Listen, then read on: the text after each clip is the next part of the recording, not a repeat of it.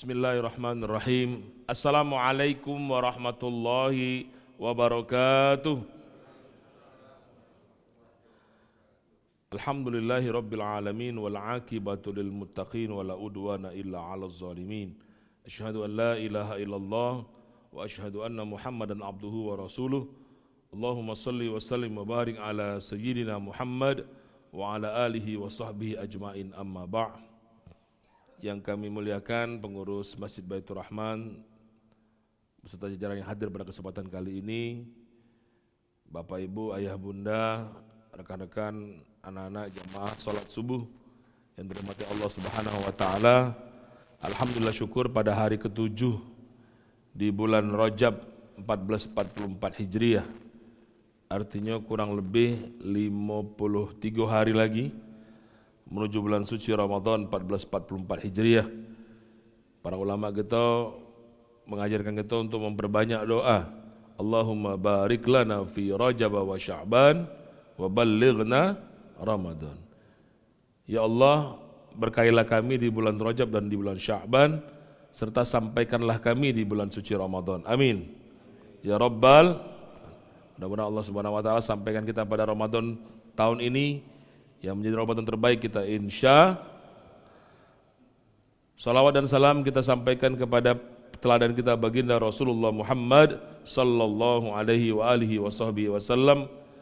Semoga apa yang kita lakukan semuanya senantiasa dalam rangka menegakkan sunnah Nabi sallallahu alaihi wasallam, di mana beliau katakan dalam hadis riwayat Ahmad, man ahya as-sunnati faqad ahabbani wa man ahabbani kana ma'i fil jannah.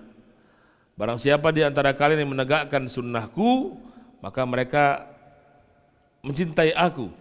Dan barang siapa yang mencintai aku, maka kelak mereka akan bersamaku di surganya Allah Subhanahu wa ta'ala. Amin. Para ulama mencatat, dan ini selalu diulang-ulang oleh Ustaz Dery Sulaiman, ada lebih dari 18.000 sunnah Nabi SAW yang beliau tinggalkan bersama para sahabatnya sejak bangun tidur sampai tidur lagi. Kurang lebih berapa Bapak Ibu? 18.000 dari bangun tidur sampai tidur lagi, yang itu berupa qaul, ucapan, termasuk doa-doa yang selalu kita gunakan dalam keseharian kita. Dan luar biasa, Islam menjadi agama satu-satunya yang paling lengkap mengatur kehidupan umatnya, yang tidak akan ditemukan di agama lain, karena seluruh urusan ada doanya, betul? Nak makan ada doa, betul? Nah, setelah makan ada doanya. Nak tidur ada doa. Bangun tidur ada doa. Nak keluar rumah ada doa. Nak masuk masjid ada doa. Keluar masjid ada doa. Bahkan mohon maaf, suami istri pun ketika bercampur juga ada doanya. Luar biasa Islam yang tidak akan ditemukan di agama lain. Kami galak ngisi ceramah pernikahan, kami galak bertanya sama pengantin yang galak bersanding itu. Hui, kamu yang duduk ini, mohon maaf, aku nak nanya, kamu tuh lapal belum doa suami istri kalau bercampur? Ini aku nyampe ke apa adanya Bapak Ibu, nyaris 90% lebih rata-rata pengantin zaman sekarang kalau ditanya masalah doa itu, pertanyaan jawabannya apa kira-kira? Apa jawabannya? Bismillah bayi Ustaz, lanjak ke, nah kau lantak kau. Rata-rata ngomong bismillah baik, lanjak ke. Tidak hati yang hafal doa itu. Padahal kalau kata Nabi, barang siapa membaca doa tersebut, sebelum mereka campur, insya Allah janin yang lahir dari hubungan tadi akan dijaga oleh Allah Subhanahu wa taala dari godaan syaitan yang terkutuk sampai beliau dewasa. Maka mohon maaf, jangan-jangan banyak budak nakal zaman sekarang, kurang ngajar zaman sekarang, tuman zaman sekarang, karena apa? Karena mak bapaknya dulu waktu campur tidak maco doa ini, bisa tak sempat. Saking tidak sabar yang tadi lanjak ke tadi kan, padahal cuma pendek doanya, dan aku yakin Bapak Ibu apal galau-galau. Tak tahu apal ya, tapi tidak kira-kira. Apa doanya? Bismillahi Allahumma janibna syaitan wa jannibis syaitan ma razaqtana. Pendek doanya, lanjak ke setelah itu tidak apa-apa. Kaget belum lanjak ke dulu nih, maca doa ida. Maka ketika anaknya nakal, nak nanya ke anak. Padahal kami mak bapaknya lah nakal duluan sebelum berproses. Maka itu rahimakumullah, luar biasa Islam dengan sunnah Nabi ini beliau tinggalkan. Seluruh urusan ada sunnahnya. Yang qaul, yang perbuatan, Nabi contoh ke langsung. Mak mano beliau dalam kesehariannya, pakai gamis, pakai sorban. Maka mohon maaf kalau kita nyinggung ada dulu kita pakai gamis, pakai sorban, jangan kita rutuk, jangan kita rebuti. Beliau sedang menegakkan sunnah Rasulullah Muhammad sallallahu alaihi wasallam. Kalau kita belum pacak negakkannya, belum pacak ngawikannya, jangan tinggal ke galau-galau. Hormati mereka yang sudah berusaha untuk menghidupkan sunnah Nabi sallallahu alaihi wasallam. Contoh bercelak. Aku jingok dari tadi belum ada yang di sini yang bercelak. Tidak apa-apa. Itu sunnah Nabi. Bagi yang sanggup silahkan. Ini luar biasa secara kesehatan yang bercelak itu matanya jauh lebih terang, lebih cerah. Nah, iya. Kemudian maaf bersiwak. Kata Nabi, kalaulah tidak memberatkan umatku, maka aku akan perintahkan mereka untuk selalu bersiwak sebelum mereka sholat. Bersiwak dulu. Ustadz, bersiwak itu yang pakai kayu itu? Tidak mesti. Itu kayu siwak, iyo. Silakan kalau nak pakai kayu itu, silakan. Bersiwak itu maknanya gosok gigi. Jangan sampai mohon maaf ketika lagi sholat, Allahu Akbar, bekas peti, jengkol, segala macam itu berdepis tadi, mambunya udah lemak ke kanan kiri tadi, ya Allah. Tetangga kanan kiri, malah kemasem bapak ini, mulut tadi. Maka mohon maaf ini sunnah juga, gosok gigi kalau baca. Jangan cuma 2 kali sehari, baik. Kalau baca kata Nabi, kalau tidak memberatkan umatku, maka keperintahkan mereka setiap nak sholat mereka siwak dulu, gosok gigi dulu. Aku yakin di sini gosok gigi kalau mandi kalau soalnya kan, alhamdulillah. Betapa luar biasanya Islam mengatur kehidupan manusia yang ditekankan oleh Rasulullah Shallallahu Alaihi Wasallam. Hadirin rahimakumullah, maka berkenaan dengan sunnah tadi, kalau kita belum mampu menegakkan semuanya, tolong jangan tinggalkan semuanya. Lakukan mana yang bisa kita lakukan sesuai dengan kadar kemampuan kita yang kita miliki. Selanjutnya hadirin rahimakumullah, kita tahu bahwa bulan Rajab adalah bulan diturunkannya perintah salat. Dan kaget insyaallah kurang lebih 3 pekan lagi ramai akan kita sama-sama peringati, namanya peringatan Isra wal Mi'raj baginda Rasulullah Muhammad sallallahu alaihi wasallam. Peristiwa di mana Nabi dihibur Allah Subhanahu wa taala setelah kehilangan 2 sosok yang paling beliau cintai, yang selalu mendukung dakwah beliau. Yang pertama adalah siapa yang pertama? Istrinya, Sayyidatuna Khadijah radhiyallahu taala anha, yang berpulang, yang membuat Nabi begitu sedih. Bahkan ketika setelah wafatnya pun Nabi masih galak menyebut-nyebut nabonya. Ya sampai-sampai gara-gara itu menyebabkan Aisyah cemburu. Kok sebegitu cintanya Nabi dengan Khadijah? Karena luar biasa. Kata Nabi, sebelum ada kalian dia yang sedang membela aku. Dia yang berkorban untukku. Dia yang menghabiskan hartanya dalam perjuanganku. Luar biasa seorang Khadijah. Maka ketika wafat Nabi sedihnya luar biasa. Tidak berselang 40 hari ditinggalkan siapa lagi? Pamannya, Abu Thalib. Beda dengan pamannya ini, selain pamannya adalah seorang yang mendukung dakwah Nabi, yang buat Nabi sedih adalah sampai akhir hayatnya pamannya juga belum mengucapkan syahadatain, 2 kalimat syahadat, asyhadu an la ilaha illallah wa asyhadu anna Muhammadar Rasulullah. Kenapa? Karena ketika akhir hayatnya beliau bimbang. Di sebelah kanannya ada Nabi, di sebelah kirinya ada geng dia yang selama ini besar dengan dia. Ada Abu Lahab, ada Abu Jahal, kalau Abu Janda belum ada waktu itu dan abu-abu yang lainnya lah pokoknya. Mereka yang ngoloi, wahai Abu Thalib, apakah kamu akan meninggalkan agama nenek moyangmu dan mempermalukan garis keturunanmu? Dioloi emak itu, padahal dalam hatinya dia sudah membenarkan bahwa ajaran ponaknya ini benar, tinggal mengucapkannya baik. Maka kata Nabi, al-imanu tasdiqu bil qalbi. Iman itu membenarkan dalam hati. Iqraru bil lisan, diikrarkan dengan lisan. Wal amalu bil arkan, dan diamalkan dengan anggota tubuh, dengan perbuatan. Maka seorang Abu Thalib ini baru sebatas benar dalam hati. Dia sudah mengatakan bahwa Islam itu agama yang benar, tapi baru sebatas hatinya. Belum sampai level iqrar bil lisan. Maka kata Nabi, wahai pamanku, ucapkanlah syahadatain, maka kelak aku akan bersaksi di hadapan Allah untuk membelamu. Tapi tidak juga sampai nafas yang terakhir beliau mengucapkan 2 kalimat syahadat. Ini yang membuat Nabi sedih. Sosok yang beliau hormati, yang beliau sayangi, yang mendukung dakwah beliau tidak juga beriman kepada Allah dan Rasulnya hingga akhir hayat. Maka konon dikatakan oleh para ulama, beliau akan mendapatkan azab neraka yang paling ringan. Itu adalah Abu Thalib. Apa azabnya? Beliau kelak akan dipakaikan terompah atau sendal dari neraka, yang kalau dipakai ini akan membuat kepala kita mendidih sampai hancur kepalanya, kemudian terbentuk lagi dan seterusnya. Fiha abada, kekal selamanya. Itu yang paling ringan azab neraka. Maka jangan coba-coba ngecup neraka.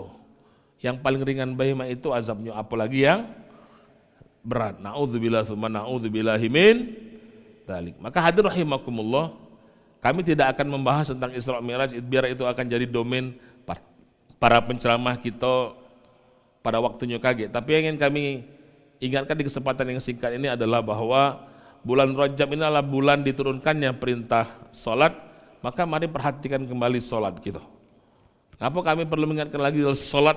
Karena ternyata kata Nabi dalam hadis riwayat Muslim, awwalu ma yuhasabu bihil abdu yaumal qiyamah as-sholah.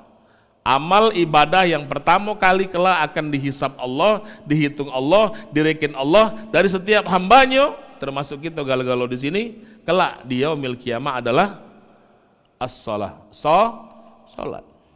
Kalau sholatnya baik, kalau sholatnya benar, insya Allah ibadah amal yang lain juga akan baik dan diterima oleh Allah Subhanahu wa ta'ala.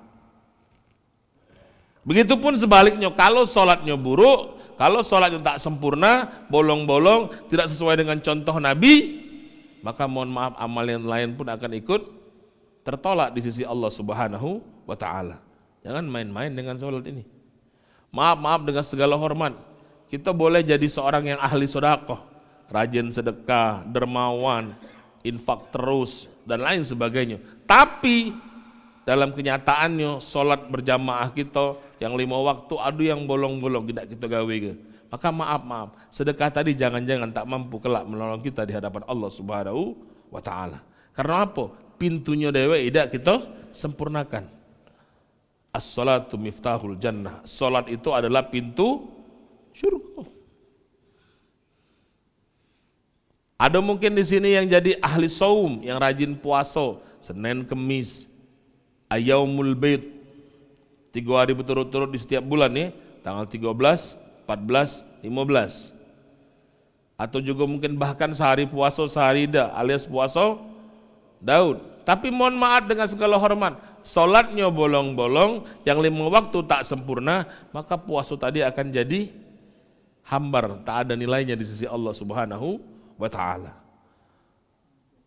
Sama baik kalau kita puasa dak salat itu, orang pakai baju dak pakai celana. Ya Pak Ji, cobalah kalau kita pakai baju dak pakai celana. Begitupun sebaliknya, kita salat dak puasa, pakai celana dak pakai baju, dak lemak tetap baik. Maka hadir rahimakumullah, bulan ini menjadi perhatian kita khusus tentang mana sholat kita. Bukan berarti bulan yang lain tidak. Karena ini bulan diturunkannya perintah sholat, maka sudah sioknya lah di bulan ini kita punya perhatian lebih terhadap sholat kita. Karena sholat kita menjadi penentu amal kita yang lain diterima oleh Allah Subhanahu wa ta'ala. Apalagi mohon maaf, kita ini baru ganti tahun nih dari tahun 2022 ke tahun 2023, kurang lebih hampir satu bulan. Kami teringat pesan dari khalifah yang keempat, menantu Nabi, sahabat Nabi, Imam Ali bin Abi Thalib karamallahu wajhah. radhiyallahu anhu, beliau mengatakan, "Man kana yaumuhu khairan min amsihi fahuwa rabihun." Barang siapa di antara kalian yang hari ini lebih baik daripada kemarinnya, mereka lah orang-orang yang beruntung, rabihun. Wa man kana yaumuhu mislu amsihi fahuwa maghbunun. Dan barang siapa di antara kalian yang hari ini sama saja dengan kemarinnya, mereka adalah orang-orang yang merugi. Wa man kana yaumuhu syarran min amsihi fahuwa mal'unun. Dan barang siapa di antara kalian yang hari ini lebih buruk daripada kemarinnya, mereka adalah orang-orang yang celaka dan mendapatkan laknat di sisi Allah Subhanahu wa ta'ala. Na'udzubillahi min. Kalau kita diminta milih dari 3 statement yang disampaikan oleh Imam Ali, yang pertama, kedua, apa ketiga yang nak kita pilih? Pak, 1, 2, 3. 1. Bu. Oh bu. Waduh Pasti aku yakin milih 1, betul? Menjadi pribadi yang rabihun, beruntung. Cuman pertanyaannya adalah, seberapa beruntung kita melihatnya dalam sudut pandang ibadah kita. Dan tolak ukurnya adalah lagi-lagi adalah sholat. Malu sholat kita. Sholat inilah akan menjadi kunci apakah kita beruntung di dunia atau malah sebaliknya. Mano ibadah kita yang tahun 2022 kita pastikan lebih baik daripada tahun 2021. Begitupun seterusnya. Karena 2023 baru sebulan kurang lebih kita lalui. Maka ini jadi sebuah introspeksi diri buat kita galau-galau untuk kembali memperhatikan sholat kita. Hadirin rahimakumullah, maka kembali masalah sholat tadi, para ulama sepakat bahwa seluruh ibadah itu akan diterima oleh Allah Subhanahu wa ta'ala. Syaratnya ada 2. Berapa? 2. Syarat yang pertama, ibadah itu diterima oleh Allah Subhanahu wa ta'ala adalah diniatkan semata-mata karena Allah Subhanahu wa ta'ala. Tidak boleh ada satupun ibadah yang niatnya tidak karena Allah, tidak lillahi ta'ala. Itulah ngapa kalau kita memulai ibadah, terutama bagi kawan-kawan yang membiasakan berniat dengan lafaz ya. Contoh sholat, usolli fardhu subuhi rakaataini ma'muman lillahi ta'ala. Kata lillahi ta'ala tertolak ibadah tersebut.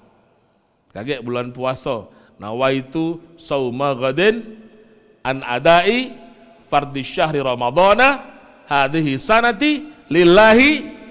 Kata lillahi ta'ala tertolak puasa tersebut di hadapan Allah Subhanahu wa ta'ala. Dan seluruh ibadah yang pernah haji, umrah, nawaitul umrota lillahi ta'ala, dan seterusnya dan seterusnya. Kenapa? Penting niat memastikan bahwa apa yang kita lakukan itu tak kata lain niatnya semata-mata karena Allah. Bergeser sedikit baik bukan karena Allah, contoh linnas karena manusia, selesai. Ibadah itu hanya sebatas ritual, tidak ada nilainya di sisi Allah Subhanahu wa ta'ala. Contoh, ada bujang datang ke Masjid Baitur Rahman. Bujang ini ada rasan dengan salah satu anak gadis pengurus Masjid Baitur Rahman, anggap baik. Tidak, nak berasan Pak Haji, ya. Nak jadi mantu tadi di sini, ya. Tahu calon mertuanya galak rajin sholat di sini, sholat pula dia. Biasanya bujang ini aman sholat, cepatnya luar biasa. Sholat maghrib biasanya cuman 2 menit. Allahu Akbar, Allahu Akbar. Ini tiba-tiba tahu calon mertuanya ada di sini, lain. Pas ke sini, takbiratul ihramnya agak berubah. Allahu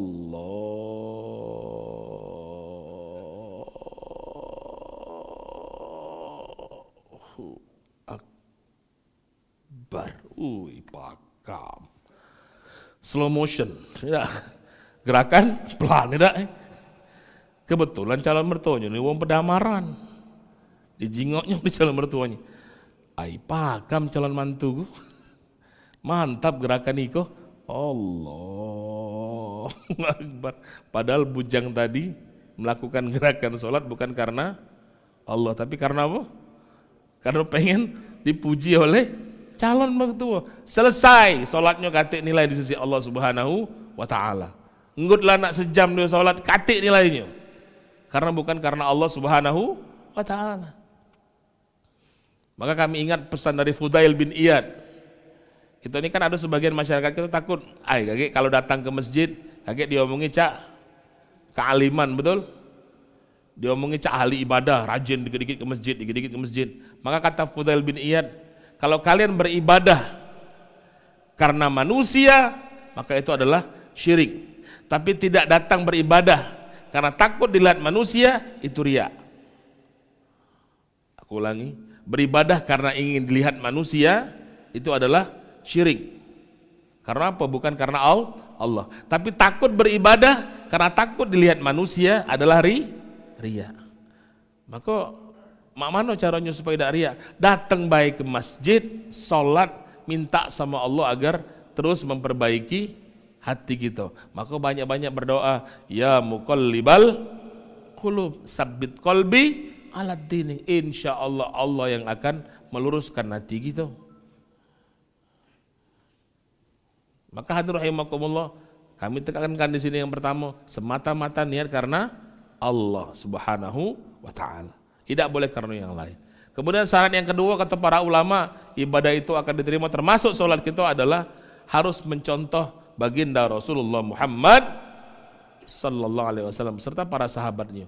Jadi sholat kita itu harus ada contohnya, harus ada dalilnya. Jangan macak-macak tanpa mempermasalahkan khilafiyah. Ya, dosa ngeributi lagi masalah perbedaan khilafiyah. Lah selesai itu di para ulama dulu.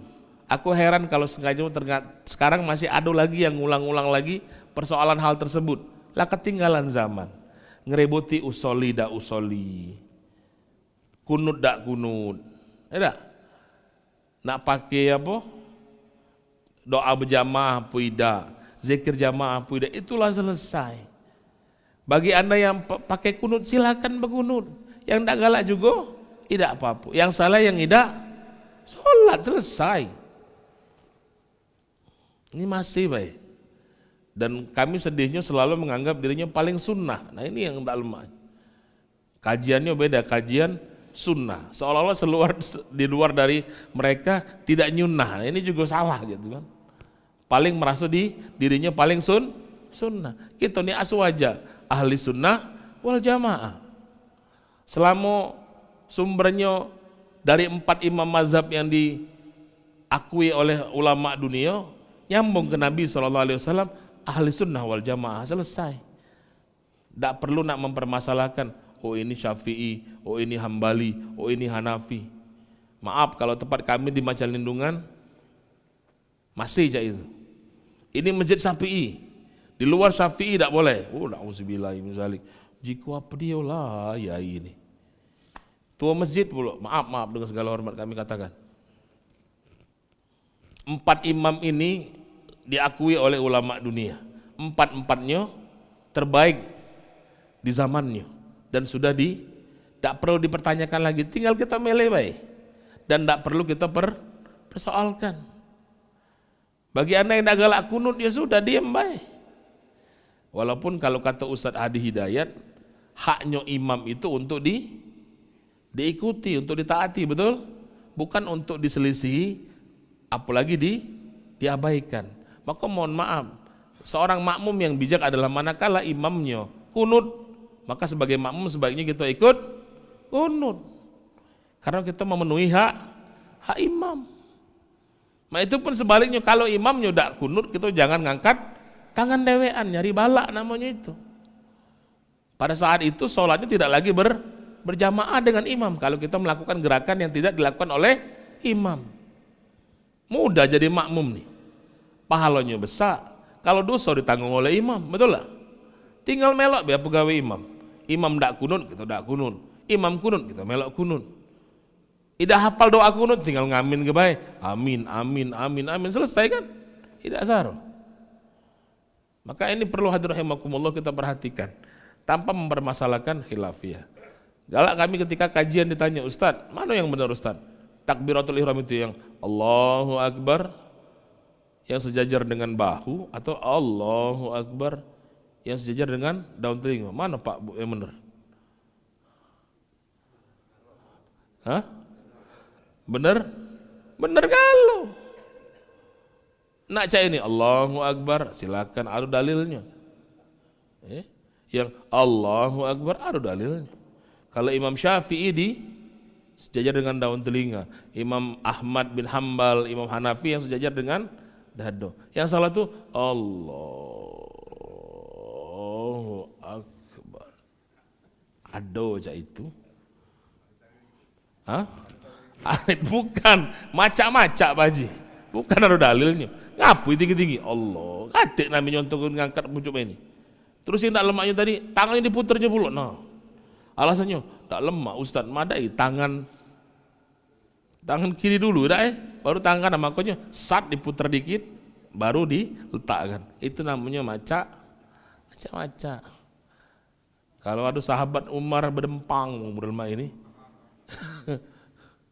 Ya, silakan yang nak cak ini laju. Jangan permasalahkan. Banyak contoh termasuk ketika bersedekap. Ada yang mohon maaf tangannya pergelangan tangan ketemu, boleh. Geser sedikit, boleh. Yang genggam tangan ini boleh. Ada yang tak boleh itu dicak ini lah. Ini tak kati aku nemu. Ini jablay ini nih. No. Kedinginan, gitu. Oh, kalau posisinya ada yang maaf di bawah pusat, boleh. Imam Hanafi. Maka kalau pernah nonton film Muhammad Al-Fatih, cover depannya itu Imam Muhammad Al-Fatih sedang memimpin sholat penaklukan Konstantinopel. Posisi tangannya di bawah pusat. Dan ini biasanya banyak daerah Turki dan IPB. Tahu IPB? India, Pakistan, Bangladesh. Nah, mereka mazhabnya Hanafi. Tangannya ketika bersedekap di bawah pusat. Nah, naik dikit Imam Malik di pucuk perut. Ya, makanya yang perutnya besar kejingokan kalau Imam Malik nih. Ya, kalau aku galak aku tahan napas jadi kejingokan perutnya besar. Ya. Nah, ini Imam Malik. Kalau Imam Syafi'i itu di atas dada, di atas perut di bawah dado, di diafragma. Nah, ini Imam Syafi'i. Imam Hambali naik dikit di dado. Tapi aku pernah juga ada yang di sini nah, di leher. Ciku Imam Mano ini, apa Imam Samudra mungkin dia nih macam-macam mungkin kalau baik tak. Karena yang aku cari yang ketemu keempat dalil itu di bawah pusat ado, di pucuk perut Imam Syafi'i, di pucuk perut di bawah dado, Imam Hambali di dadonya. Nah ini di leher. Cak ini ngapu lawa ini gitu. Lehernya apa dia kedinginan gitu mungkin tidak. Cuman jangan langsung nyalahi, tanya dulu. Termasuk mohon maaf ada juga yang tidak bersedekap. Sebagian dari Imam Malik tidak bersedekap. Kalau yang haja di Maroko, di sebagian negara di Afrika itu tangannya di bawah. Karena mereka bermazhab Imam Malik, ya. Tapi hati-hati, wong Syiah juga tidak cak ini, ya, mereka tidak bersedekap, tangannya seperti ini, hati-hati. Makanya bertanya dulu, jangan sampai galak mudahnya nyalahi. Paling lemah nyingoknya itu kalau kita lagi haji umroh, kejingokan galau. Ada yang di sini, ada yang di sini, ada yang di sini, ada yang mak ini. No, jingok, inilah indahnya Islam. Seluruh madhab berkumpul jadi satu dan tidak saling nyalahi. Beda dengan kita di sini, asal beda dikit, bid'ah, langsung bid'ah keluar, cacam. Alangkah hebat kau ngeluar kata-kata bid'ah.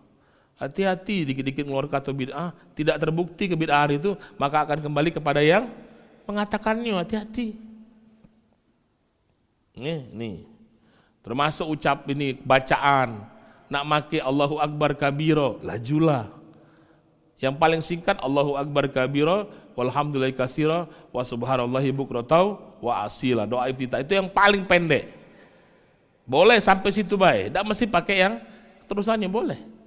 Itu yang paling pendek iftitah. Nah tambah inna sholati wa nusuki, boleh, silahkan. Atau Allahumma ba'id baini, boleh, silahkan. Yang kami baca sejarah, Nabi kalau ngimami berjamaah lebih sering pakai Allahumma ba'id kalau dia ngimami. Tapi kalau beliau sholat dewek ketika tahajud, yang beliau baca apa? Inna sholati wa nusuki dan seterusnya yang panjang ketika beliau sholat sendirian. Silakan nak ambil yang mana. Kalau sekiranya waktunya terbatas, yang ekspres ambil yang paling pendek. Allahu Akbar kabira, walhamdulillahi katsira, wa subhanallahi bukratan wa asila. Langsung baca Fatihah. Fatihah juga ada ragamnya. Ada yang disirkan, Ada yang dijaharkan, betul? Imam kita tadi jahar ya. Berarti Imam Syafi'i. Bismillahirrahmanirrahim. Itu Imam Syafi'i. Ya. Kalau Imam Hanafi tidak nian sama sekali. Tidak dibaca basmalahnya, langsung Alhamdulillahi Rabbil Alamin. Itu Imam Hanafi. Imam Hambali sir. Bismillahirrahmanirrahim. Alhamdulillahi Rabbil Alamin. Imam Malik rakaat pertama dijaharkan, rakaat kedua sir. Dan empat-empatnya ada contohnya dari Nabi Sallallahu Alaihi Wasallam. Tapi kita sebagai umat Islam disuruh milih, jangan ngawe ke empat-empatnya sekaligus. Bismillahirrahmanirrahim. Bismillahirrahmanirrahim. Kalau diberang sekaligus kan, diam dulu, sir dulu, Bismillahirrahmanirrahim. Tidak boleh, tetap harus milih salah satu. Mana yang kita yakini. Nak milih Imam Syafi'i silahkan. Yang lain juga tak masalah, tidak perlu dipersoalkan. Kemudian ketika sujud, mana yang duluan? Yang turun, dengkul dulu, apa tangan dulu?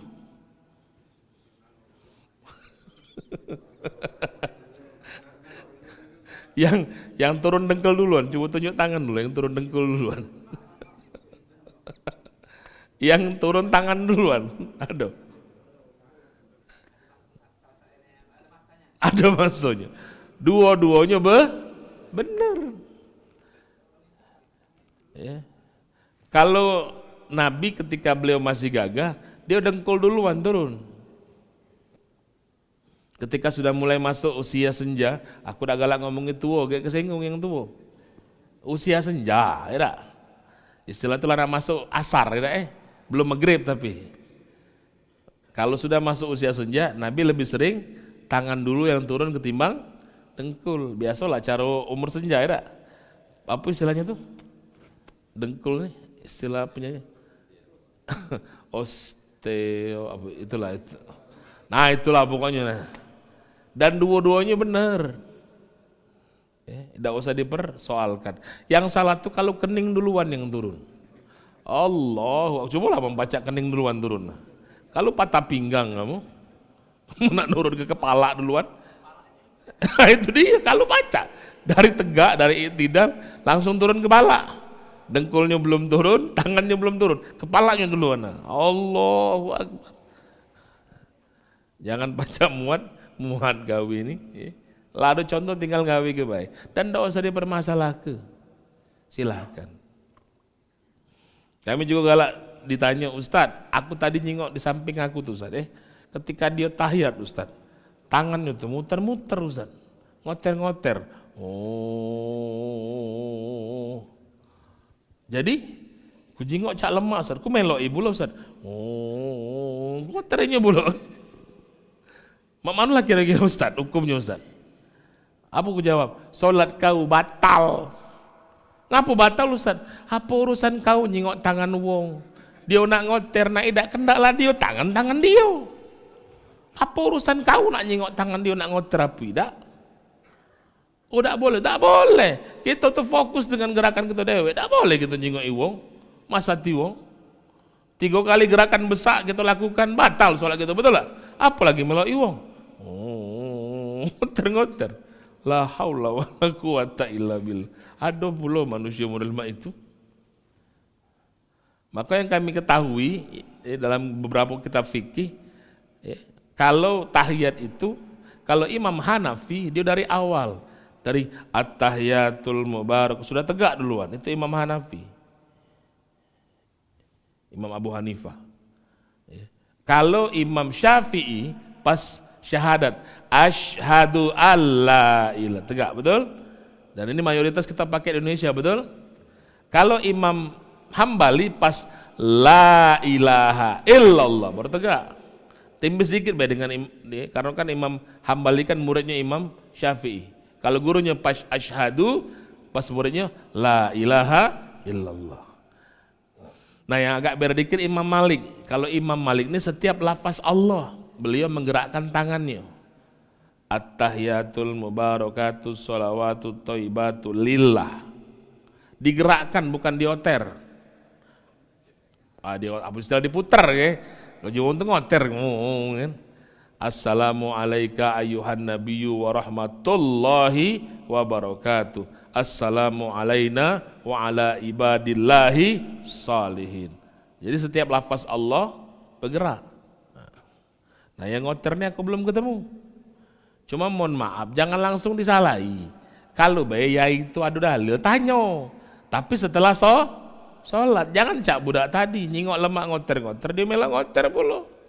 Ini namanya maca. Hal sepele kadang. Ya, saking gitu, lemak antusiasnya sholat. Hadir rahimakumullah. Termasuk juga hadir rahimakumullah dalam konteks berjamaah. Ya, sampai jam berapa gitu? Sampai syuruk. Berapa waktu lagi? 7 menit lagi. Nah, dikit lagi kalau itu ya. Termasuk dalam konteks sholat berjamaah. Penting bagi kita laki-laki memastikan diri kita berjamaah 5 waktu di masjid. Kecuali yang ada uzur syar'i. Kalau kata uzur syar'i, sholat kita berjamaah di masjid. Karena kata Allah Subhanahu wa taala, innama ya'muru masajidallahi man amana billah wal yaumil akhir wa lam yakhsha illallah. Quran surah At-Taubah ayat 9. Sesungguhnya orang-orang yang memakmurkan masjid-masjidku, kata Allah, mereka lah orang yang benar beriman kepadaku dan hari akhir, dan mereka tidak takut kecuali kepadaku, kata Allah Subhanahu wa taala. Maka kita jangan sampai maaf nih, masjid kita sudah megah, bagus, fasilitasnya memadai, ambalnya lemak, AC-nya dingin, tapi yang sholat sedikit, segelintir uang baik, kemana coba? Sedih gitu kadang, mohon maaf ya. Umat Islam ini pinter bangun masjid, tapi tak pandai memakmurkan masjid. Dan yang paling jadi tolak ukur memakmurkan masjid adalah dengan sholat berjamaah. Acara yang lain itu tambahan baik. Nah ada kajian lah, nah ada peringatan PHBI lah, itu tambahan kalau. Yang paling utama adalah sholat berjamaah. 5 waktu itu. Nah mana kita pastikan masjid kita ini tetap ramai. Apalagi 3 waktu, maghrib, isya, subuh, terutama subuh ini. Luar biasa. Aku tidak tahu berapa kakak di komplek Bang Raya ini. Kira-kira berapa kakak lah, Bos? 200-an kakak. 200 kakak, kalau laki bini lagi 400 berarti dah. Jingoklah sholat subuh, udah berapa banyak orang di sini. Itu menunjukkan betapa kepedulian kita terhadap masjid itu masih sangat rendah. Padahal luar biasa masjid kita sudah bagus, bahkan pengurus berusaha cak mano caranya membuat jamaah senyaman mungkin, betul? Apalagi ini kalau salah Ustadz Deris Sulaiman ini, imam lah hafiz pula, masya Allah, kurang apa lagi? Masjidnya lah dingin, amalnya empuk, nguling-nguling, tak apa-apa. Kalau berani pula nguling-nguling, tak? Biasanya budak-budak yang galak nguling-nguling nih. Maka alhamdulillah, bersyukurlah kalau dalam sholat kita juga ngajak anak cucu kita untuk berjamaah di masjid. Kenapa? Dan mohon maaf ketika anak-anak kita ajak sholat di masjid, minta tolong dan jangan dimarahi budak-budak kalau dia bermain. Namanya budak, namanya anak-anak, dunianya dunia bermain. Ketemu dulurnya, nah itu nah, belakang itu nah, duikok itu nah, tahu-tahu itu. Memang dunia dia tidak apa-apa. Yang penting diingat ke baik, jangan dimarahi. Ini kadang sedih aku di masjid di luar sana, budak lagi lemak-lemak disegai. Woi, kamu nak ribut, dosa sholat di masjid. Tidak lagi dia ke masjid seumur hidup. Trauma dia. Kenapa? Aku ke masjid kaget dimarahi. Ingat ke baik. Kalau aku lagi jadi imam, anak-anak silakan sholat. Yang boleh bergerak cuman badannya, mulutnya diam. Sudah diamlah itu dia. Ingat kita sholat bergerak ya, yang gerak adalah anggota tubuh, mulutnya diam dia. Satu, yang kedua minta tolong bagi yang bawa anak, bawa cucu lagi sholat berjamaah, tolong posisikan diri Anda berada di dekat dengan anak Anda. Jangan anak di mana, bak di mana. Terus kalau pacak, kalau memang bawa anak cucu, posisikan diri kita di paling ujung sekali. Jangan di tengah-tengah. Kalau kita ngajak anak, ngajak cucu, anak kita di samping kita, posisinya di tengah, anak kita berlari-lari, putus sab sholat itu.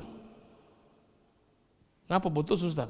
Contoh, ini satu sop, di tengah ada bapak bawa anak sampingnya. Pas lagi sholat, tiba-tiba di tengah sholat, namanya budak kan?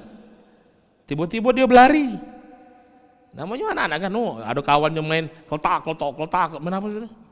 Yang lagi rame itu, kotak. Latu-latu, udah. Nyingok, kotak.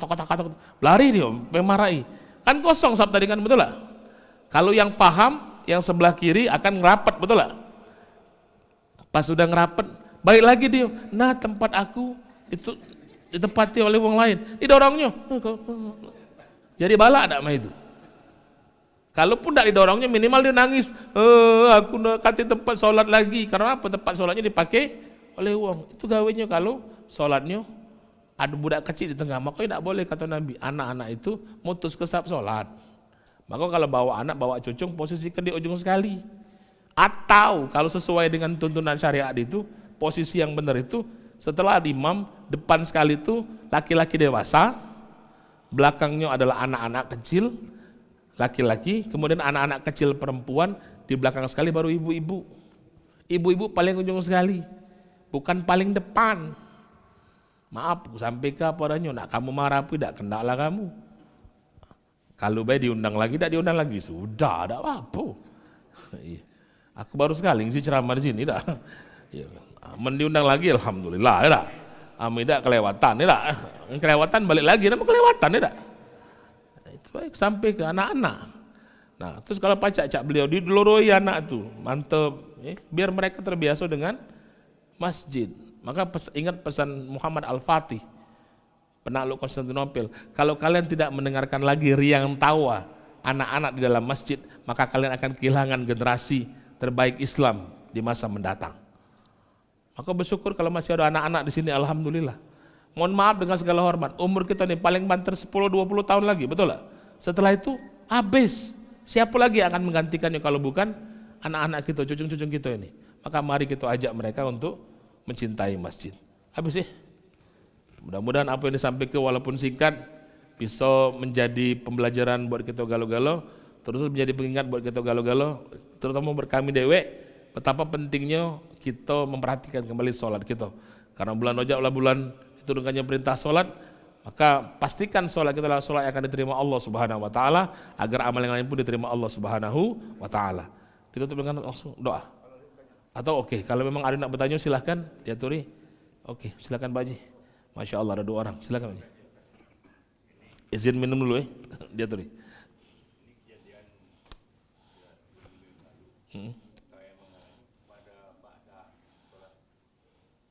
Oke. Oke, Mbak Dia ya. Oh nepak, oke.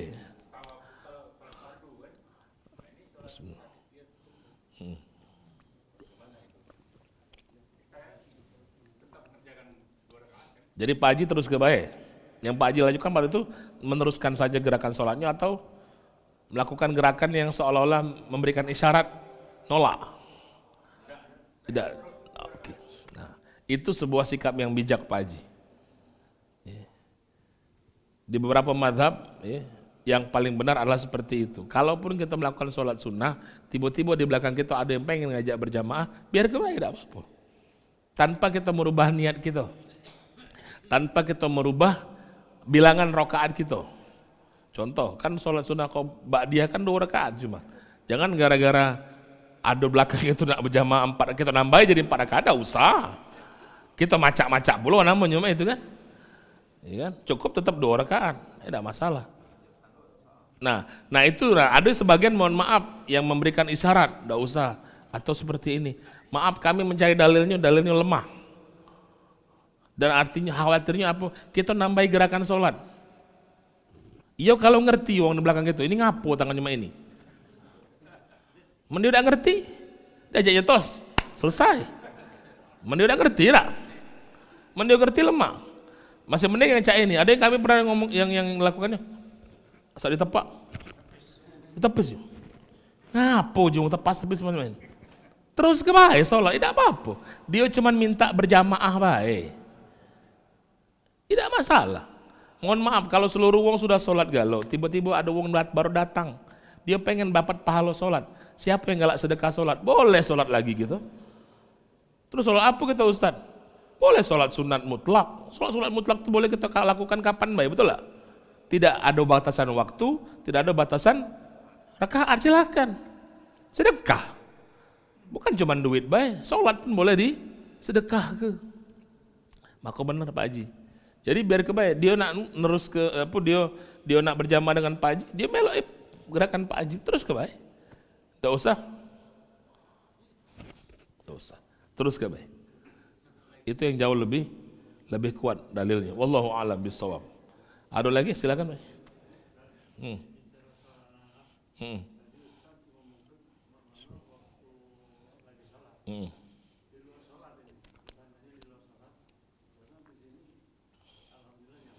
Alhamdulillah.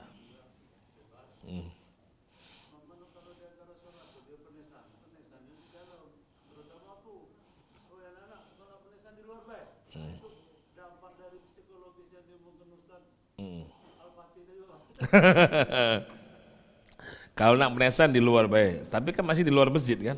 Tidak apa-apa. Yang jangan tuh, kamu nak ribut, kamu balik ke rumah. Balik, tidak lagi masjid. Mending ribut di luar masjid, di pelataran masjid, tidak apa-apa. Ya suruh keluar, tidak masalah. Yang pasti tolong diingat ke anak-anak, nak, waktu sholat kita sholat. Selesai sholat lajulah kamu nak main. Namanya budak, lagi-lagi mohon maaf dengan segala hormat, dunia mereka dunia bermain. Maka coba kita ingat-ingat dulu waktu kita kecil dulu. Pernah tak kita main-main di masjid? Kalau jangan-jangan lebih aktif lagi tuh daripada anak cocong kita dulu. Kalau aku ingat aku dulu waktu masih galak sholat di masjid, nguling-nguling lagi ada, salto, seterajangan dengan kawan, biasa Namanya cara anak-anak. Dunia mereka. Aku lagi mela kalian anak-anak, cuman jangan kelemahan, lemak uji Ustaz di balai dah. Tetap baik. Jangan macak-macak, apalagi sholat. Di luar sholat silakan, tak apa-apa. Lebih baik mereka bermain di masjid daripada mereka main di kafe dah. Di luar yang tak keren, apalagi sekarang lagi musim penculikan ya tak. Oh, kemarin rame di Izudin, ada anaknya kata nak diculik. Nauzubillah min dzalik. Tak apa-apa mereka. Diingatkan saja. Tolong ngomongnya baik-baik. Insya Allah budak tuh kalau dikasih tahu lama-lama ngerti dia. Memang tak pacak sekali Pak Haji. Perlu berulang-ulang kali, wajarlah. Kita yang dewasa bila berulang kali masih ngulangi, apalagi anak-anak. Jadi kalau mereka mainnya di luar silahkan. Selama masih di lingkungan masjid, insya Allah itu akan jauh lebih baik buat pertumbuhan psikologi mereka, insya Allah. Jadi mereka tetap mencintai masjid itu. Wallahu a'lam bishawab. Silakan Pak Haji. Waalaikumsalam warahmatullahi wabarakatuh. Masya Allah, tabarakallah. Kami ada problem kadang-kadang kita mungkin sudah belajar semua masalah sahwi, tapi kita di lapangan ada yang kita lupa dan mereka tidak mengingatkan. Oke. Nah, terus sebagian ada yang sudah bubar, sebagian masih. Apakah kita menyuruh sama-sama sujud sahwi sebagai tanggung jawab? Apakah mereka itu sujud sahwi sendiri-sendiri atau kita koordinir gimana itu? Oke. Ketika seseorang jadi imam, dalam praktiknya dia khilaf gerakan atau khilaf kalau bacaan selama dia bukan rukun tidak ada masalah. Ya, contoh kalau dia lupa baca Fatihah, tak baca, dia harus sujud sahwi karena Fatihah merupakan rukun. Ya. Tapi kalau tidak baca ayat pendek, tidak baca iftitah, katanya masalah karena itu sunnah dalam sholat. Terus apa yang harus dilakukan? Kalau sesuai dengan syariat, sebaiknya dia mengajak makmum setelah tahiyat sebelum salam sujud sekali lagi. Ya, sujud sahwi, sujud untuk menutupi kekhilafan tadi, kekelupaan tadi. Tapi kalau pertanyaannya kalau lupa galau mak mano? Hadza min fadli rabbi, itu nikmat dari Allah Subhanahu wa taala. Namanya lupa. Iya, puasa. Lupa makan 3 piring, tidak apa-apa. Cuman kalau 3 piring itu bukan makan lagi, bukan lupa lagi itu, nambah itu namanya. Nah, iya. Makanya tadi Pak, al-insanu makanul khata' wan nisyan. Manusia itu tempatnya salah dan lupa. Kalau dia masih salah, dia masih manusia. Kalau dia masih lupa, dia masih manusia. Satu. Yang kedua, cak mano? Maka ketika kita teringat, silahkan. Boleh. Boleh secara personal atau kita ingatkan jamaah. Karena kita sudah selesai. Ketika sudah salam, putus hubungan antara imam dengan makmum. Kata urusan lagi. Setelah salam. Jadi ketika imam assalamualaikum warahmatullahi ke kanan, selesai hubungan gitu. Karena yang ke kiri itu sunnah. Jadi boleh kalau ingat, oh iya kita tadi lupa, silakan sujud sahwi masing-masing. Silakan dewe-dewe. Tidak perlu Allahu Akbar serempak kaget diomongi ajaran baru pula. Karena sudah selesai sholat di luar sholat. Tidak pun tidak apa-apa Pak. Contoh sampai rumah masih tidak teringat juga, tidak apa-apa. Hadza min fadli Rabbi, ini nikmat dari Allah Subhanahu wa taala. Luar biasa, Allah itu Maha Pengampun. Sifat manusia lupa itu menunjukkan kita benar-benar manusia. Ya, tapi jangan ecak-ecak lupa, itu Pak inti. Wallahu a'lam bishawab. Jadi seperti itu Pak ya. Tidak usah dikoordinir lagi, lakukan secara sendiri-sendiri karena sudah di luar gerakan sholat. Wallahu a'lam bishawab. Cukup? Habis ya? Baik, hadirin rahimakumullah, mudah-mudahan apa yang kita dapatkan di kesempatan kali ini menjadi salah satu amal soleh yang akan memberatkan timbangan kebaikan kita kelak di yaumil qiyamah. Amin. Dan kita tutup doa dengan berdoa. Ya kalau apa penceramah ini melo menak doa berjamaah laju, tidak juga laju. Cuma tapi mari biar afdol, mari kita berdoa kepada Allah Subhanahu wa taala. Semoga hajat dan keinginan kita dikabulkan. Ala hadhihi wa ala kulli niyatin salihah. Al-Fatihah. A'udzubillahi minasyaitonirrajim. Bismillahirrahmanirrahim. Alhamdulillahirabbil alamin arrahmanir rahim maliki yaumiddin. Iyyaka na'budu wa iyyaka nasta'in ihdinas siratal mustaqim. Siratal ladzina an'amta 'alaihim ghairil maghdubi 'alaihim waladdallin. Amin. A'udzubillahi minasyaitonirrajim. Bismillahirrahmanirrahim. Alhamdulillahirabbil alamin. Hamdan syakirin, hamdan dzakirin, hamdan na'imin, hamdan yuwafi ni'amahu wa yukafi'u mazidah.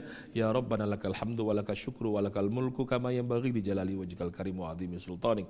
Allahumma shalli wa sallim wa barik ala sayyidina Muhammad wa ala ali sayyidina Muhammad. Allahumma ighfir lana dhunubana wa li walidina warhamhum kama rabbawna shighara wa li jami'il muslimina wal muslimat wal mu'minina wal mu'minat bi rahmatika ya arhamar rahimin. Allahumma adfa'anna al-ghala wal bala wal waba wal riba wal zina wal fitan wal mihan wal musibah wal corona wal fahsya wal munkar ma zuhara minha wa ma batan min biladina Indonesia khassah wa min buldal muslimina amma ya rabbal alamin. Allahumma ansuril ikhwanal muslimin wal mujahidin wal mustad'afina fi Palestin wa fi Suria wa fi Rohingya wa fi Uyghur wa fi kulli bilad muslimina fi kulli makan wa fi kulli zaman. Allahumma khtim lana bi husnil khatimah.